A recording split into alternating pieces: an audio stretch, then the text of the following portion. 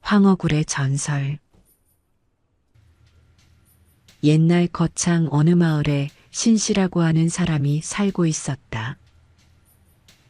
신씨는 말년의 주역에 깊이 심취하여 천지의 오묘한 이치를 탐구하고 도의 깨달음을 얻고자 무렴적벽에 있는 굴을 찾아 나섰다. 신씨 부인은 장항리 먼 길에서 매일 하루에 3번씩 밥을 지어 싸들고 남편의 뒷바라지를 했다. 눈이 오나 비가 오나 지극한 신씨 부인의 시중은 변함이 없었다.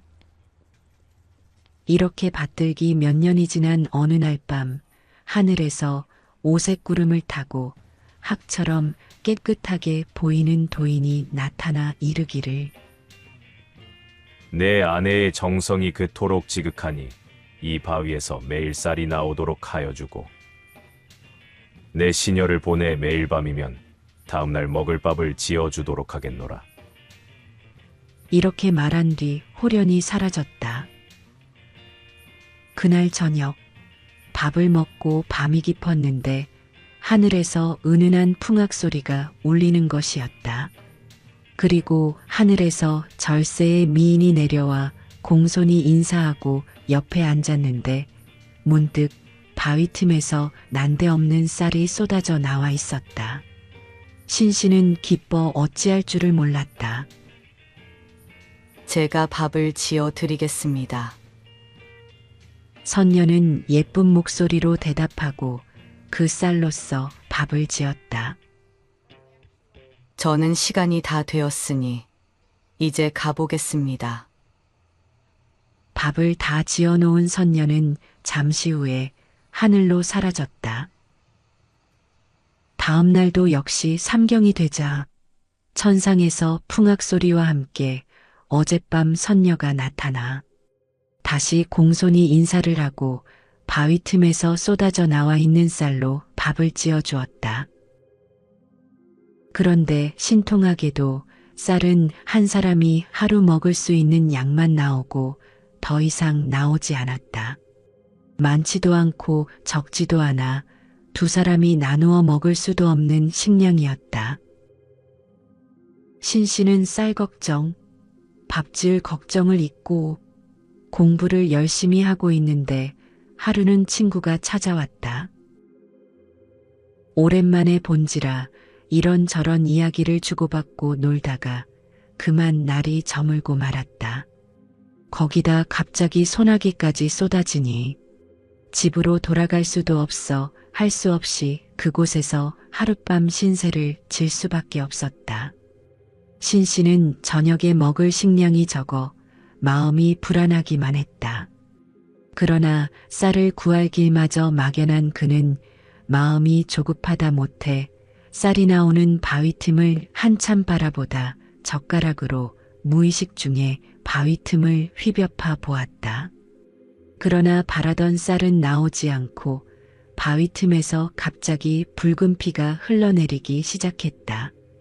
그는 깜짝 놀라 참회의 기도를 드렸으나 아랑곳 없이 피는 그칠 줄 모르고 흘러내렸다. 이윽고 소복을 입은 여인이 다시 나타났으나 바위 틈에서 나는 피를 보고 흔적 없이 바람 따라 사라지고 말았다. 손님과 먹을 밥은 말할 것 없고 신씨조차 먹을 밥도 지을 수 없게 되었다.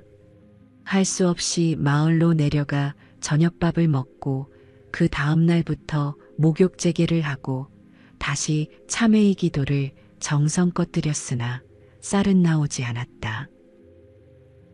그러나 신씨는 정성을 게을리하지 않고 일념정신으로 기도를 드리며 손수밥을 지어 먹으며 정진하였다.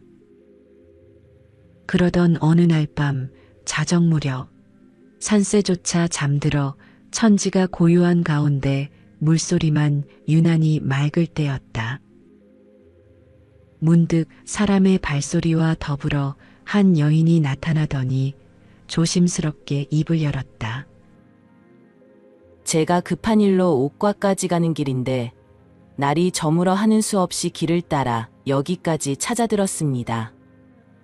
무례한 인사이나 하룻밤만 쉬어가게 하여 주십시오. 다리가 아파 더 걸을 수가 없습니다. 신 씨는 한참 동안 주저하고 있다가 깊은 밤중에 어떠한 변명으로도 피할 길 없어 하는 수 없이 허락을 하고 말았다. 여인은 피곤한 몸으로 자리에 눕자 곧 잠이 들었다. 신 씨는 천사만념이 구름같이 일어나 향취 풍기는 여인의 몸매를 살펴보니 점점 정신이 흩어져 욕심과 더불어 음욕이 동하였다. 잠든 여인이 몸을 뒤척이자 앞가슴과 하체의 풍만한 모습이 열려 있는지라 돌부처 아닌 사람으로서 욕정을 감당하기 어려웠다. 그는 자신도 모르는 사이에 여인을 껴안았다.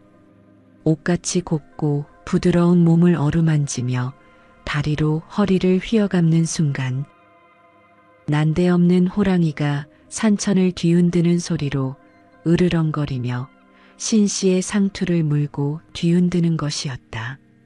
신 씨는 이에 대경질색하여 정신을 잃고 말았다.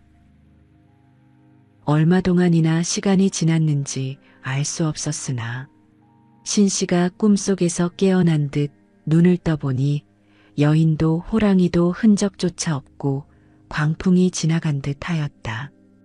그때 이미 신 씨는 눈과 귀가 멀어버린 뒤였다.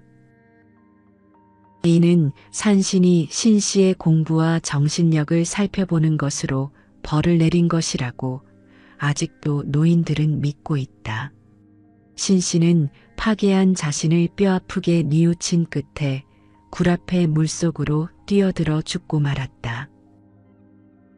사람들이 달려와 살펴보니 사람의 시체는 찾을 길 없고 푸른 물 속에 황금빛 큰 고기 하나가 꼬리를 치며 놀고 있었다.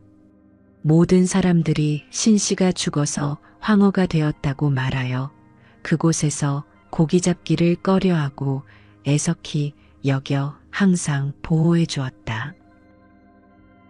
이 굴은 파괴한 신 씨가 죽어서 황허가 되었다 하여 옛사람들은 굴을 황허굴이라 부르고 있다. 높은 곳에서 퉁소를 불고 돌을 굴려내리면 방아 찢는 소리처럼 들리고 물결 위에 돌을 던지면 뇌성병력의 소리가 난다고 한다.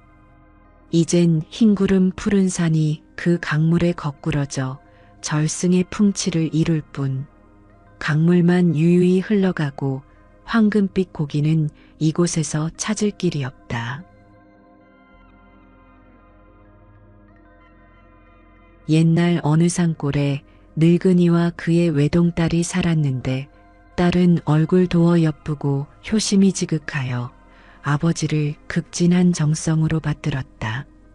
항상 귀엽고 얌전하며 곱게 자라는 딸을 보는 늙은 아버지는 흐뭇한 정에 넘쳐 아내를 잃어버린 슬픔도 잊은 채 항상 즐거운 나날을 보내었다. 어느 해 여름 소나기가 앞을 가릴 수 없이 내리더니 천지간에 다리를 놓은 듯이 오색 찬란한 무지개가 장관을 이루었다. 비와 안개가 걷히자 날씨는 더욱 맑았다. 처녀는 물동이를 들고 장독대 곁에 있는 샘가에 가보니 샘에는 그전에 없었던 새끼용과 황금빛 자라 한 마리가 있었다. 그날 밤 처녀의 꿈에 그 용과 자라가 나타나 눈물을 흘렸다. 우리는 하늘에서 죄를 범하여 옥황상제의 진노하심으로 세상에 쫓김을 당했습니다. 저희들을 세상 사람들 모르게 10년 동안만 감추어 길러주시면 반드시 보온하겠습니다. 깨어보니 꿈이었다. 이 꿈을 아버지에게 말씀드렸더니 아버지께서도 같은 꿈을 꾸었다는 것이었다. 용과 자라의 말대로 10년간 감추어 기를 것을 부녀간에 굳게 약속하고 밖으로 나와 샘을 더 깊이 파고 큰 돌로 덮어 샘이 아닌 것처럼 위장하였다. 그리고 다음 날에 다른 곳에 샘을 파고 그 곁에 장독대를 옮겼다. 그런데 용과 자라가 특히 좋아하는 먹이가 있다는데 용은 제비를 먹어야 수염과 뿔이 난다고 하고 자라는 새우를 먹어야 잘 자라고 황금빛이 돋아 입으로 서기를 토해 천년을 사는 영물이 된다는 것이었다. 늙은 아버지는 틈틈이 제비와 새우를 잡아 샘 속에 넣어주어 용과 자라의 승천을 도와주었다. 아무도 모르게 숨겨 길렀지만 10년이 다 되자 마을 사람들이 우연히 알게 되었다. 어린 용은 이제는 파충류의 왕인 용이 몸으로 되어 있었다. 기시룡의 머리는 낙타 같고 뿔은 사슴과 같으며 눈은 토끼 눈이요 귀는 소이기요 목은 뱀이 목 배는 이무기의 배라 비늘은 잉어의 비늘 같고 발톱은 매의 발톱이었다. 발바닥은 범의 발바닥처럼 튼튼하였으며 등에는 81개의 비늘이 일고 입의 양옆에는 수염이 턱 밑에는 구슬이 붙어 있고 목의 인후에는 거꾸로 난 비늘이 있어 울음소리가 구리쟁반을 굴리는 소리가 난다고 하였다. 이렇게 모든 격을 갖추어 성장한 용이 다시 꿈에 나타났다. 이젠 하늘로 돌아가야겠습니다.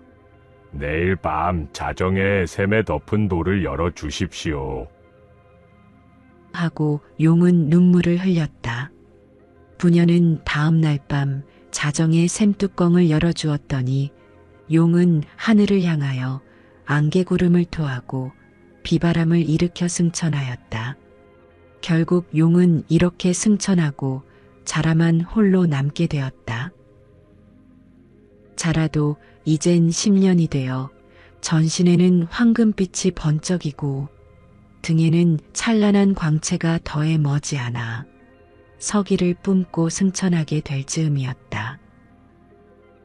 그의 궁중에서는 상감께서 병으로 눕게 되었는데 어이가 진맥한 결과 황금빛 나는 금자라를 먹으면 즉시 나을 수 있다고 하니 전국의 금자라를 잡아오면 천냥의 상금을 주기로 방을 붙였다. 빨리 잡아 올리는 방백 수령에겐 특전이 있다고 하였으므로 더욱 금자라 찾기에 혈안이었다. 그러나 금자라를 보기는커녕 그런 자라가 있다는 소문도 듣지 못한 터였다. 갈수록 상감의 병세가 위중해지자 말단관직인 이방, 형방, 심지어 서리, 중방까지 모두 동원해서 백성들에게 금자라 찾기를 권하였다. 하루는 마을 사람들이 찾아와 부녀가 살고 있는 집의 샘 속에 용과 자라를 보고자 하더니 차츰 소문이 퍼지기 시작하였다. 이 소문이 한동안 퍼지더니 급기야 관가에서 부녀를 찾았다. 저기 샘에 덮어놓은 돌을 열어보아라. 부녀는 하는 수 없이 뚜껑을 열고 샘 속을 보도록 하였다. 용은 이미 승천해버리고 황금빛 자라가 먹이를 찾는 듯 맑은 물 속에서 올라와 사면으로 두리번거렸다. 와, 금자라다! 금자라를 찾았다! 관아에서 온 관속들은 함성을 지르며 춤을 추었다. 이 금자라를 임금님 앞에 바치면 상금이 천냥이랍니다. 관속들은 부녀에게 즉시 금자라를 잡아 관가에 바치라고 재촉했다. 부녀도 울고 금자라도 이를 알았는지 눈물을 흘렸다. 부녀는 당황하여 어찌할 바를 모르고 있었다. 상감의 어명을 거역할 수 없는 일이라 관속들의 재촉은 성화 같았다. 시간이 촉박하오. 관속들은 참지 못하고 서둘러 금자라를 잡아가지고 능성고을 원님에게 바쳤다. 원님은 방백에게, 방백은 개경으로 올라가 상감에게 바치니 금자라는 애석하게도 전이의 손에 죽어 병든 상감의 약이 되고 말았다. 상감은 금자라를 먹고 즉효를 보아 흡사선약이나 먹은 듯 병이 말끔히 다 나았다. 그러나 천냥의 상금을 받은 부녀는 부자가 되긴 하였으나 날마다 금자라 생각으로 눈물을 흘렸다. 한편 금자라도 죽은 지 3일 만에 다시 꿈에 나타나 눈물을 흘렸다. 전생의 인연을 따라 나는 다시 신선이 되었으니 산계와 사바는 길이 달라 낮에는 갈 수 없으나 밤으로 찾아뵙겠습니다. 늙은 아버지와 딸은 밤마다 금자라가 나타나기를 기다렸다. 어느 날 하늘 높고 달 밝은 밤하늘에서 구름을 타고 두 신선이 내려왔다. 먼저 천상에 오른 용은 자운선이 되고 금자라는 백운선이 되어 정중히 인사를 하면서 천도 2개를 바쳤다. 그 뒤 부녀는 천도를 먹고 300년을 영화스럽게 살다가 신선이 되었다고 한다. 지금은 한천 혹은 참샘이라고도 하나 옛날에는 용이 살았다고 하여 용천, 금자라가 있었다고 하여 금오천 다시 금정이라고 불렀다. 그리고 산은 금자라가 나왔다고 하여 금오산이라고 부르게 되었다.